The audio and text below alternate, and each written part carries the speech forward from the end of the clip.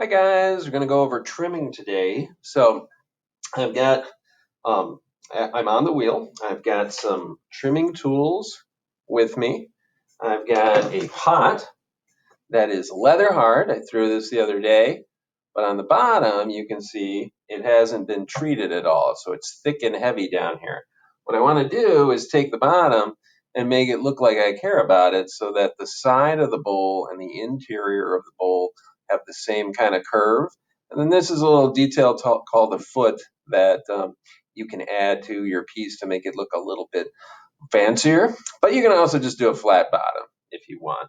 So the goal is to get this on to the wheel and carve away that excess clay. So before I do anything, I want to take a good look at the inside of my bowl and kind of feel if it's thick or thin in different areas so that I know where to start to attack. Because once I turn it upside down, I can't really see the inside anymore.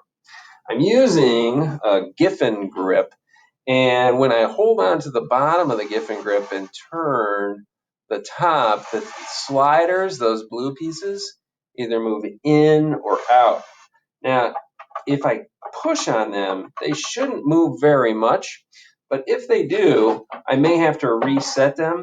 And sometimes, because we're trimming, the interior of this tool gets a little filled with debris. So it's important to kind of know how to reset it so that if I'm not here, you can do it. So you can see on the bottom, we've got these like spirals that go in towards the middle. And the little notch that's on the bottom of that slider rides on that and slides its way into the middle. So I don't want it to be in between because it'll run into those things, and it also will have too much give, and then my piece won't be centered. So in order to do that, what I need to do is take the sliders out from this top piece, and I want to take this notch and line it up with this little L space right here. So I put those two together. You can also look at it on the side and see that there's a gap there and that I'm all the way over to the right. And then the slider itself fits in like that. And then you put the other two in. And then the whole thing snaps onto the wheel head. Be careful that these posts don't hit one of the raised portions on the bottom of this thing. You'll know right away because it'll be tipped and it'll kind of go weird when you start up the wheel. But most of the time when you snap this on, you won't have that happen. So now again, I'm going to turn, and when I turn, see how they start going in? I'm going to put my piece upside down. Got a little bit of debris on there. Don't you wish everyone would clean the wheels when they're done so we don't have to deal with that stuff?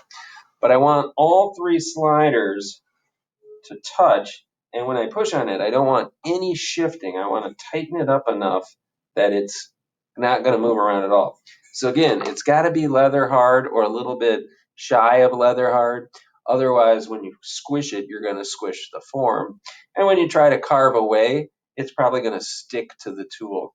So now I turn on my wheel, and I'm going to start her up, and then I'm going to take my smaller trimming tool, and I'm going to start carving away at the bottom so that I lose some of the excess clay that I don't want or need. Okay. And then after I've done a little bit of trimming, if I want to make that raised area, I would simply skip a section and come in and start to carve away inside of that and work my way in towards the middle. Eventually, I'll get to a point where I might want to check it. So I'm going to loosen up the sliders, pick it back up, and feel again the weight of it.